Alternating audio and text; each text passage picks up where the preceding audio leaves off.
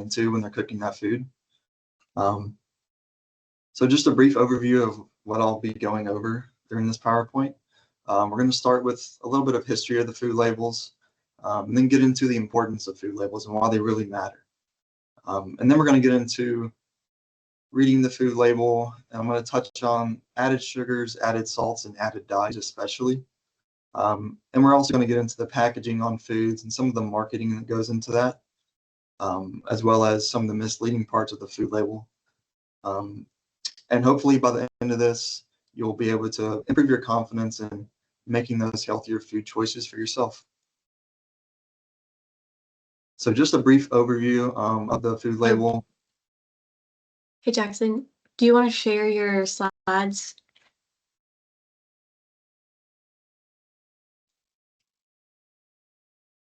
Apologies for that. All right, everybody see that okay? Yes, yeah, you got it. Okay. Perfect. So just a brief overview of the history of the food label. The food label is a relatively recent development. It was established in 1990 with the Nutrition Labeling and Education Act, which required food labels to include serving size, calories, grams of fat, saturated fat, total carbohydrate, fiber, sugars, protein, as well as cholesterol, sodium, and certain vitamins and minerals. So the first nutrition facts label officially debuted in 1994, and it was revised in 2016 and again in 2020. So this is something that's undergoing constant revision, and it will most likely have changes in the future. They really update them to reflect the current dietary needs of Americans. If there's any specific nutrients that Americans are deficient in, they will update that to include those on the label. But before we get into the importance of understanding the food label, I kind of wanted to start off with a thought process. So every time that you're entering the grocery store, you're basically entering a giant marketing arena. All of the products are designed for you to pick them up, for you to buy them, and they'll use anything from buzzwords to bold claims or flashy colors on the packaging. But really none of that matters. And the important part is the nutrition label, because the nutrition label on the back is the only part of the product where they're legally required to tell you what's in the food. And why is it important for us to realize that? Because it helps us to navigate those marketing schemes that we might face every day, and get to what's really important. Because your daily food choices directly affect your long-term health and your quality of life overall. So this is something that's important for everyone to understand. But the food label helps us to identify key nutrients, and it's not only information about fat, carbs, protein. They also highlight some common vitamin and mineral deficiencies in America. For example, vitamin D, calcium, iron, and potassium are currently listed on all of the food labels. And vitamin D and calcium is really important for bone and teeth health. And low iron has been associated with a feeling of low energy.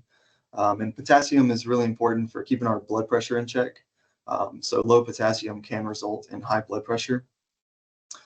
But these vitamins and minerals really just support our overall health and daily nutrient needs. They also help us to manage and prevent chronic disease. So the labels will help track nutrients that are tied to our long-term health overall. Some of the leading causes of death in America are heart disease, diabetes, and hypertension. And these are all heavily influenced by diet. So a high intake of unhealthy fats like saturated and trans fats can contribute to heart disease. Excessive sugar intake can contribute to insulin resistance, type 2 diabetes, and high sodium intake is what also contributes to hypertension or high blood pressure. And the label also helps us to make informed choices. So it really gives us that peace of mind when you're selecting a food product. It allows you to really ignore those marketing claims and flip over the box for the real facts. And it just supports a balanced and mindful diet. So it allows us to know exactly what we're getting in every food item. And lastly, the food label also helps us to compare products. So you can have, multiple different products side by side, and you're able to actually dig into that nutrition label and see, if there's a better option. So for example, on this slide, we have the classic Lay's, the light Lay's, and the baked Lay's. And you can see the calories from fat differ on each one. So if you're trying to make a healthy swap, just being able to compare products is another useful tool that the food label gives us. All right, so now I want to get into really how to read the label, which is the meat of this presentation. And this can seem intimidating at first, but with practice, you will improve, and you'll be able to realize certain things that are high in sodium, certain things that are high in fat, and be able to make those changes to help support your health. So I wanted to start up here at the highlighted section. You can see we've got 12 servings per container. We have 3 cookies per serving size, and we have 160 calories for each serving. So that serving size is really the important part here at the top, because that dictates all the other values on the nutrition label. The servings per container is also important to look at. You can see we've got 12 servings in this package. And so you've got to remember when you're eating this package of Oreos, if you have 5 or 6 cookies, you're not just consuming 160 calories. You're actually consuming double that. So that's really something to look out for on each nutrition label, is that servings per container and the specific serving size, as well as the calories.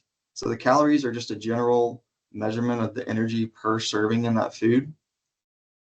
They're a tool for managing our intake, but they don't tell the whole story. So for instance, if say you have, a 20-ounce bottle of soda. In the past, that was considered 2.5 servings, but they update that to 1 serving because that accurately reflects how people are drinking that product, because nobody just drinks half of the soda and sits it down for another day. But yeah, so for this example, you can see that we've got 160 calories in 1 serving, but there's actually close to 2,000 calories in the whole container. So that's something just to look out for. And once again, calories, they are a tool, but they're not the whole story. But overall, consistently consuming more calories than your body uses will result in weight gain. And consistently consuming less calories than your body uses will result in weight loss. So now I wanted to get into this percent daily value, and you'll see it over here on the highlighted section. It's these percentages listed beside each nutrient. And these are just values determined by the FDA, and they're based on public health advice. They're really backed in science, and they represent a target intake level for each nutrient. So basically, the daily value just tells you how much 1 serving of that food contributes to your overall daily needs. And that's based on a 2,000 standard calorie diet. This is one of the most useful tools, in my opinion, on the label once you can finally understand it and implement it, because it helps us to make those quick, informed decisions without really needing to know the specific recommendations for each nutrient, because you're able to see that percentage value, and that's something that's really helpful for everybody. And there are some general guidelines from the FDA. They say that if it's less than 5% of a daily value, then that would be considered a low portion of that nutrient, and greater than 20% daily value would be considered high. So you can see on this label, down there at the bottom, we've got includes 10 grams added sugars, and that's 20% of the daily value. So this would be considered high. This would be considered a high amount of added sugar in a product.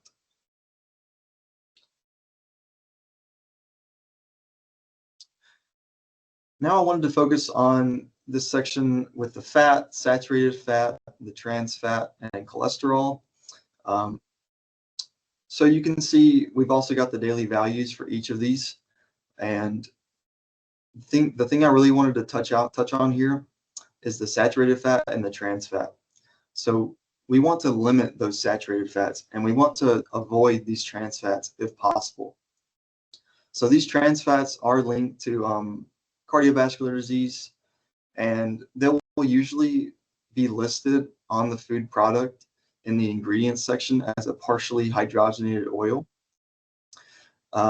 So trans fats are actually phased out of most of the foods here in America. As of, I think, 2018, the FDA decided to phase out all trans fats from food. However, there are certain instances where these harmful compounds can form during processing. So they can be found in margarine, processed meats, fried food, snack foods, and vegetable shortening. So that's just something you want to look out for. Anytime that you have, you know, a packaged product, maybe it's like a granola bar or something, just check out that ingredient list and make sure that there's no partially hydrogenated oils, because that is trans fat.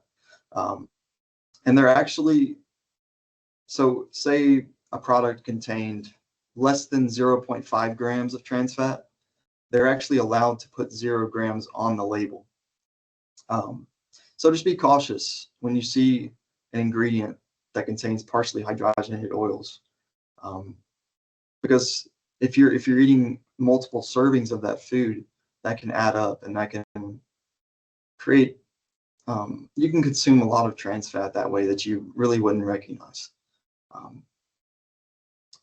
Cholesterol is also something that you'll see on every nutrition label. This was once considered a big deal, but nowadays it's not a huge worry for most people. And consuming cholesterol is really something that you really need to watch out for, only if you have issues with that from your doctor. And then down at the bottom, we've got the protein, as well as a couple vitamins and minerals listed below. So the protein will always be listed in grams. There's no % daily value for protein because protein needs are variable. And, you know, if someone's trying to build muscle, obviously you're going to need more protein than someone who's just trying to maintain all of the processes in their body. So the recommended dietary allowance for protein is 0.36 grams of protein per pound of body weight. So if someone was 100 pounds, they would need about 36 grams each day of protein to support their basic needs. And down at the bottom, we've got a couple vitamins and minerals, vitamin D, calcium, iron, and potassium. And these are listed because Americans typically don't reach these daily recommendations for these nutrients.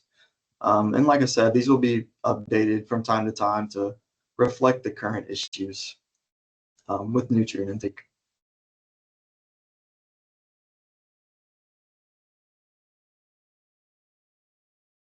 So now I wanted to get into the carbohydrate portion of the label. So carbohydrates includes total carbs, dietary fiber, total sugars, and added sugars. Carbohydrates are our body's main fuel source. They're very necessary for everyday activity. Dietary fiber is crucial in supporting gut health, and it also aids digestion. And the general recommendation for dietary fiber is around 25 to 30 grams per day. But that's also variable according to your sex and your age. And something I wanted to point out here is this total sugars and added sugars portion. This is something that's relatively new to the nutrition label. Previously, it would only say sugars. It wouldn't include a separate category for added sugars. And that's something that's really important. Say you're consuming a fruit juice.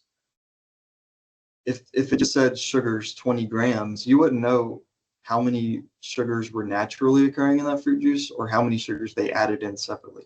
So that's a really important distinction that they've added that can be really helpful. But the general dietary guidelines recommend that you limit your added sugar intake to no more than 50 grams per day.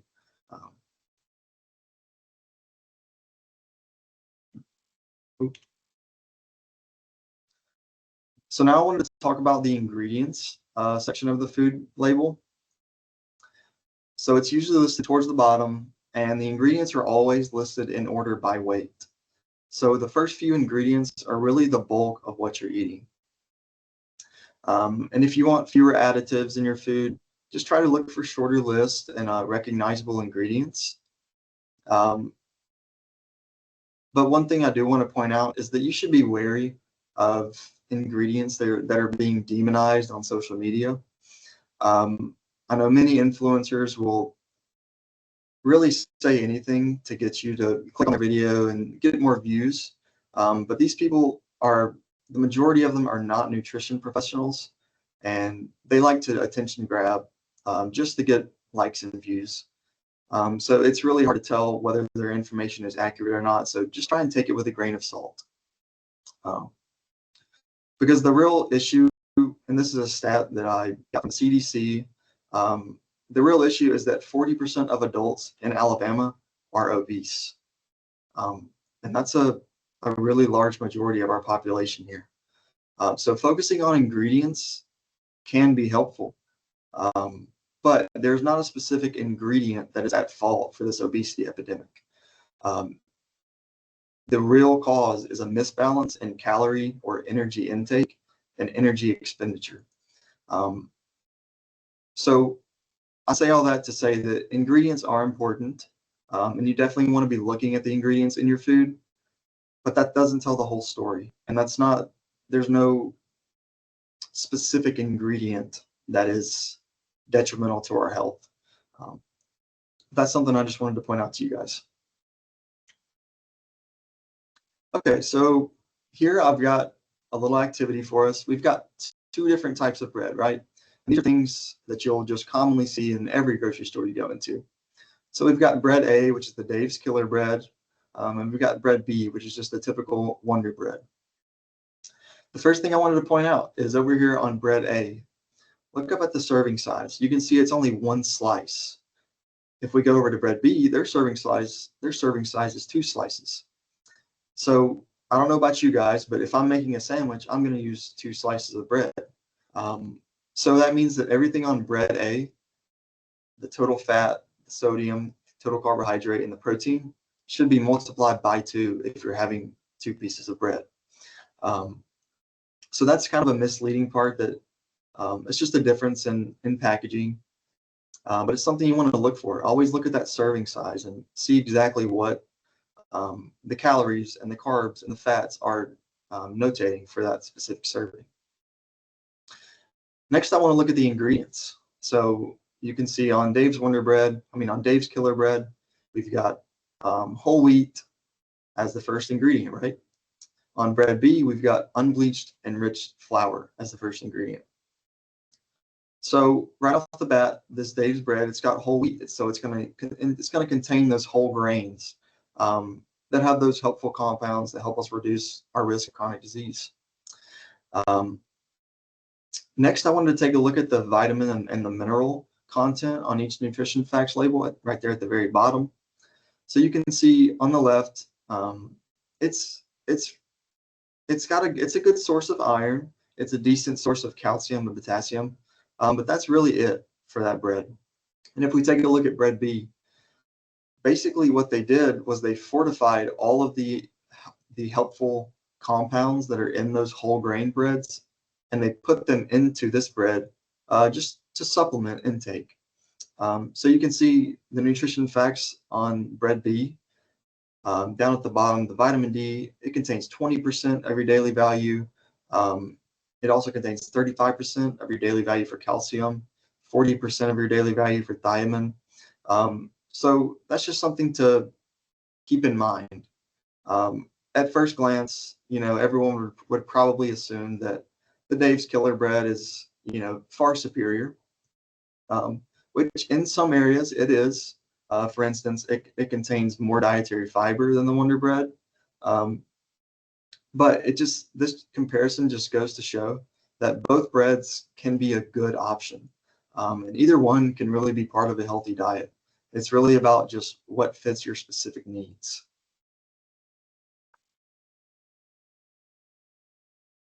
So the big picture with reading and interpreting the nutrition label, First off, you're always going to want to start with that serving size because, like I said, that dictates everything else on that label. You're also going to want to look at the calories in the context of your day. And that's another thing I want to point out is you can't just look at a certain food and, oh, this is 1,000 calories. That's way too much. You've got to think about in a day, right? So the average American needs about 2,000 calories per day. So it's really just in the context of your whole entire day, not just, breakfast, lunch, dinner. Because if you skip breakfast, you might need a bigger lunch. Also, you're going to want to always use that percent daily value. This is the quickest way just to judge what's high or low in that food. And especially pay special attention to sodium, added sugar, saturated fat, trans fat, and fiber. And lastly, you want to check that ingredients list. Get into what the product is actually made out of. And once again, if you do see an ingredient that's labeled partially hydrogenated oils, that means that product does contain trans fat. And that's something that a lot of people don't realize. All right, so I wanted to dive in specifically more to added sugars. This just means any sugar that was added during the processing of that food. So that does not include the naturally occurring sugars, such as the ones that are found in milk, fruit, or vegetables. But you may see on the ingredients list sucrose or table sugar or high fructose corn syrup. And these are basically just sugar. And they'll always be included in that added sugar category on the label. But once again, the dietary guidelines recommend that we limit added sugar to no more than 50 grams per day, because chronically high intake of added sugar can lead to conditions such as obesity, type 2 diabetes, heart disease, and even some cancers. So added sugar is something that's really important to be keeping a lookout on and making sure that we're not going over that 50 gram per day limit for our health purposes. So once again, this added sugar category, you'll see it right below the total sugars, and that just basically helps you differentiate between the natural and the added sugars. Additionally, if the word includes comes before added sugars, it means that the added sugars are a part of that total sugar content. So in this Yoplait yogurt, you can see we've got 19 grams of total sugar and 13 grams of added sugar. So what that means is there was 6 grams of naturally occurring sugar in that yogurt. This is a topic that is really important. I think everyone should be keeping a lookout on their total sodium intake per day. But the nutrition facts will show you the total amount of sodium per serving. And this includes sodium from salt and other sodium containing ingredients, like sodium nitrate, which is a common preservative in foods, or MSG, which is a flavor enhancer. But both of these products contain salt. So that's why they're also listed on that sodium portion. The general recommended upper limit for most adults is about 2,300 milligrams of sodium per day. And unfortunately, the average sodium intake in America can reach up to 3,400 milligrams per day. So sodium is something that's very necessary for us. It helps us regulate our body fluids. It helps muscles contract. But the high sodium intake can lead to chronic high blood pressure, which is known as the silent killer. And it can increase your risk of heart attack and stroke greatly. And the problem usually isn't the salt shaker, it's the sodium that is in our prepackaged foods. So that's something I really wanted to point out. It's not so much the extra added table salt, but it's really that prepackaged sodium that we get from foods. That is a big contribution to our daily value. I also wanted to point out electrolyte supplements. I know that's a big thing nowadays. And these can be a great tool if you're doing vigorous exercise, if you're losing a lot of sweat. because sodium is one of the main electrolytes that we lose in our sweat. However, if you're not really doing vigorous exercise, sometimes these electrolytes can do more harm than good. So it's always a good idea to check out the nutrition label and really see how much sodium is in that electrolyte package. And with practice, you'll usually start to notice patterns of what foods are high in sodium. Some common ones I can think of are processed meats, instant noodles, any canned soup, or especially frozen entrees or frozen dinners. Those are usually very high in sodium for preservative reasons, to make it taste good when we heat it up. So that's just something that I think a lot of people don't realize, is how much sodium is actually in these foods. Additionally, companies will have other terms to dictate lower sodium content, and there's many of these, and they can be confusing, so it's really important to know the difference. So there's sodium free, which just means there's less than 5 milligrams of sodium. There's unsalted, which means that no sodium was added, but it still may contain natural sodium. There's also low sodium, which means that a serving has 140 milligrams or less of sodium. And reduced sodium. Reduced sodium is one that I see a lot, and it can be dangerous at times, because reduced sodium just means that it contains at least 25% less sodium than the regular product. So if you had a product that was high in sodium and you see a reduced sodium version, that product might also still be high in sodium. So that's something to look out for. And there's also light in sodium, or lightly salted, which just means that it contains about 50% less sodium than the regular product.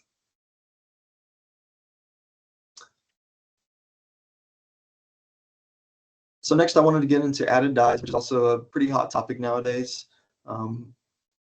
But the purpose of these food dyes is really just to make foods more appealing or colorful. There's no nutritional value in these dyes.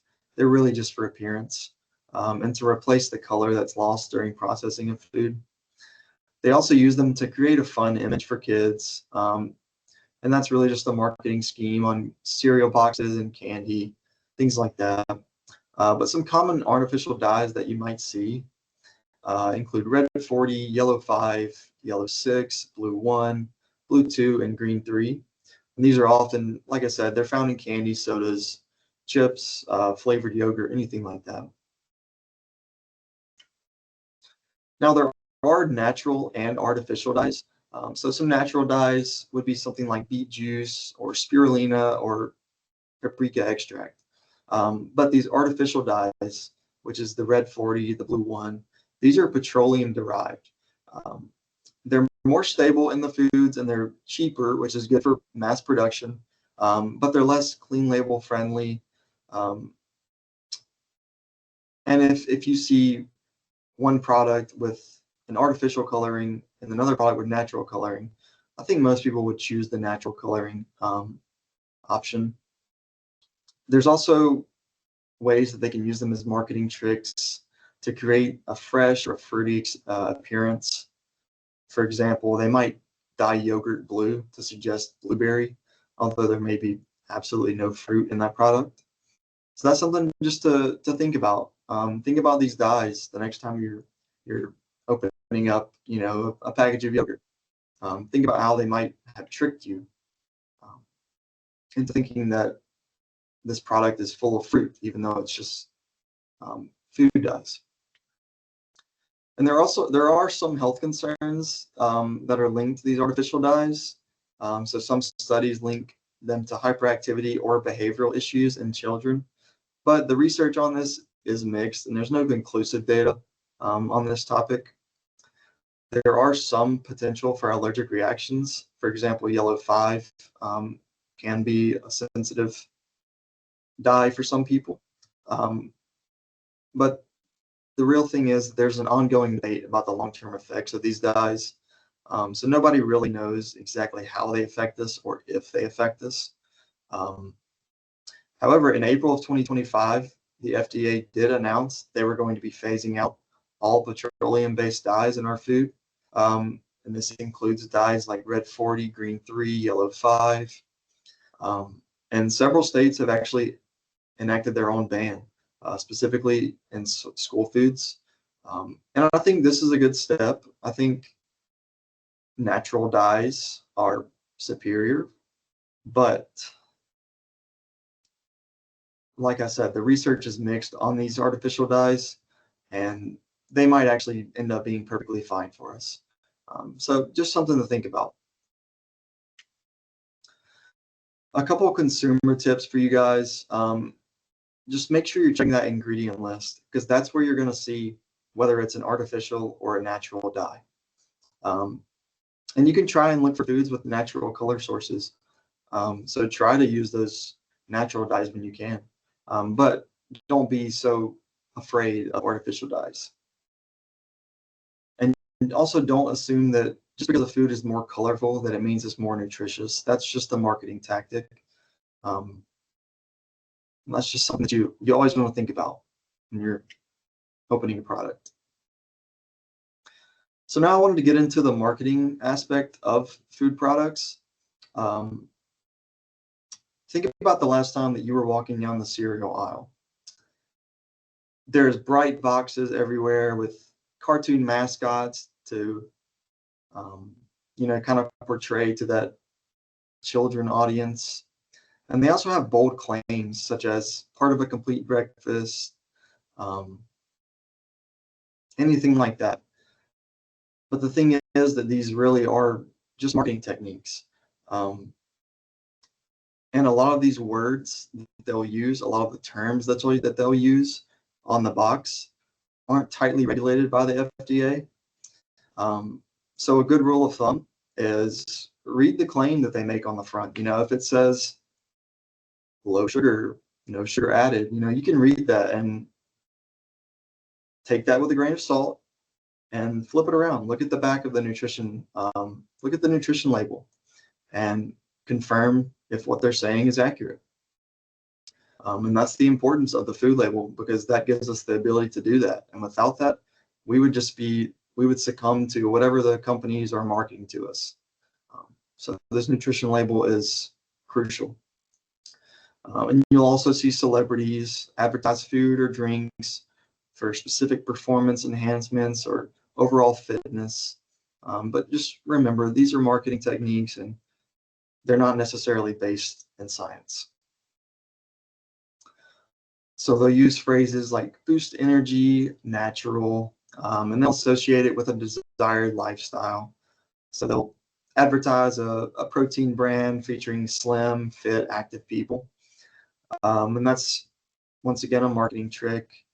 They'll also use things like buy one, get one deals, use terms like great value, and create deals just to get you to buy more of that product. That's just something that you want to keep in mind, that these companies are really just trying to sell you their product. They don't care if it's good for you. They don't care if it is going to contribute to your chronic disease. They just want to sell you the product.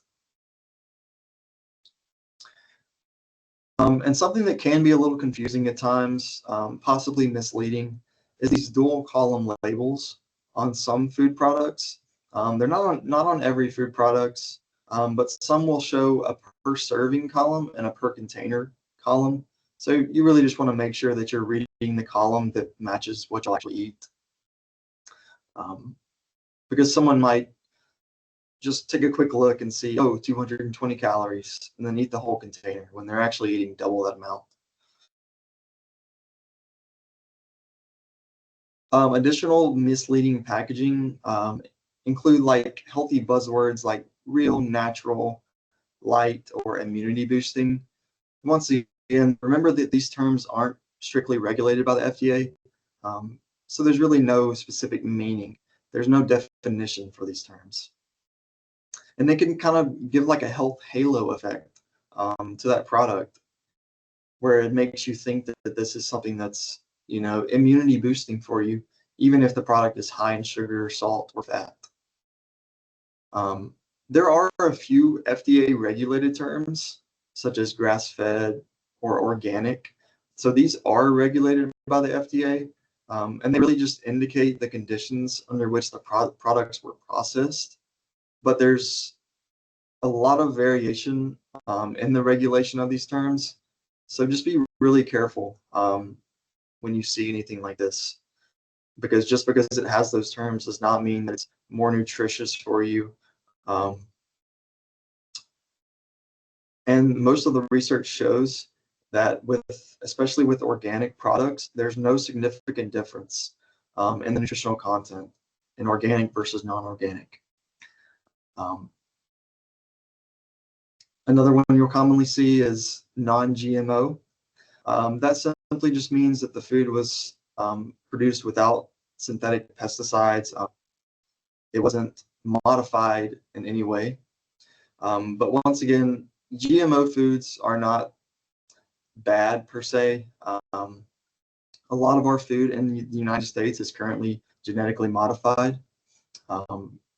So just because it's non-GMO or organic does not mean that it's automatically healthier for you. That's really the point I want to get across here. Because the most important part is that you're consuming quality lean proteins, fruits, vegetables, and whole grains, whether they're organic or grass-fed or not.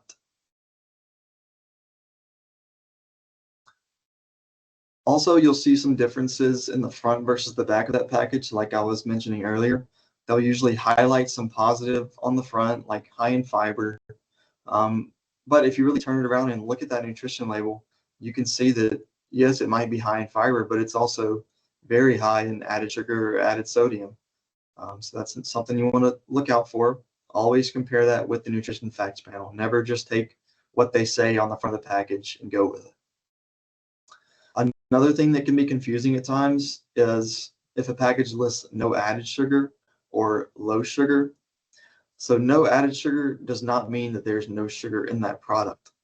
For example, a fruit juice, those contain naturally high amounts of sugar.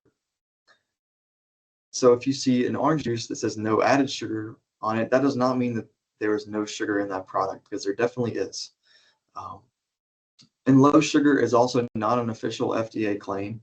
So once again, you can look at the claim, but what really matters is flipping the package around and looking at that nutrition label to verify their claim.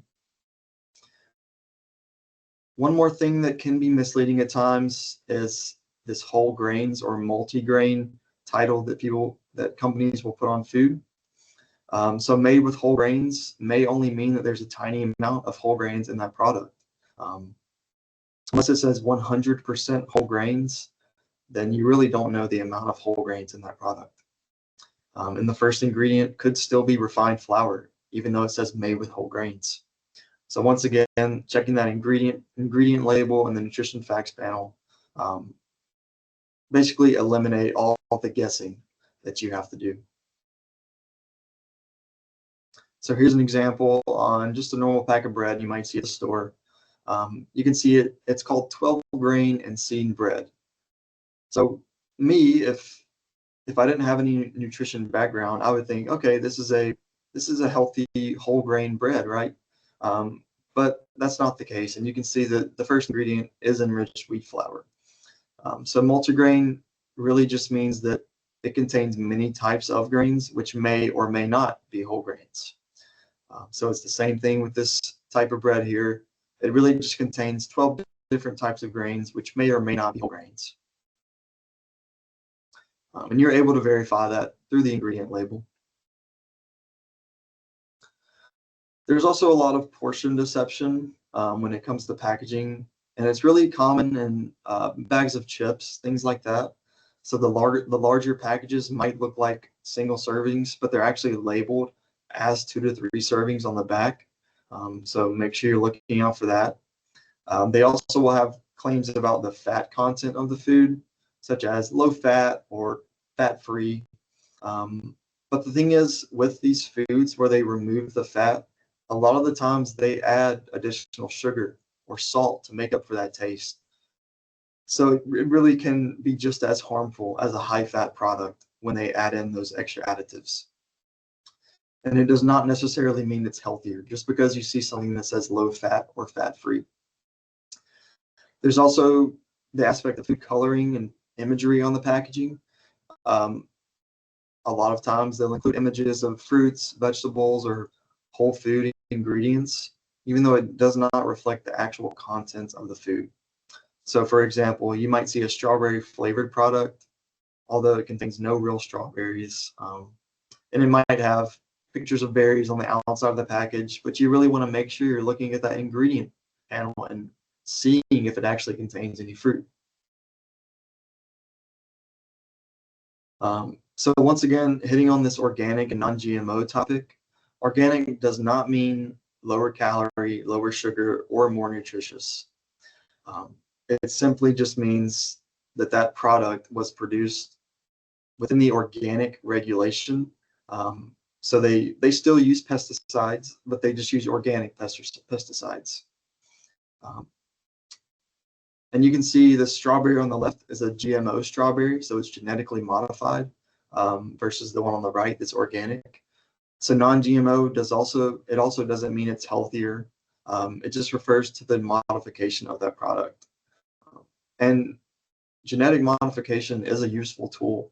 I mean, you can see that this strawberry is massive compared to the organic strawberry, and each one can be a part of a healthy diet and provide you with valuable nutrients. There's also some hidden ingredients that you might see. So sugar is a really common culprit. There's a ton of names for sugar out there. There's high fructose corn syrup, cane juice, maltose, sucrose. The list will go on. And these will usually be spread out across the ingredient list. But the important thing is that they're legally required to note all of these added sugars under the added sugar category on the nutrition label. So once again, that nutrition label is really the end all. And that's what you really need to be focusing on. And here I just have a couple alternatives listed, because the thing is, it's not about totally eliminating, chips or cookies or whatever. But it's really about just trying to upgrade and enjoy that snack with a healthier swap. So some good examples of this are air popped popcorn, veggie chips, or whole grain crackers, versus fried chips. And another helpful thing is you can swap your soda for sparkling water, or even a diet soda is okay occasionally, because that diet soda is going to get rid of all that added sugar that was in the original soda.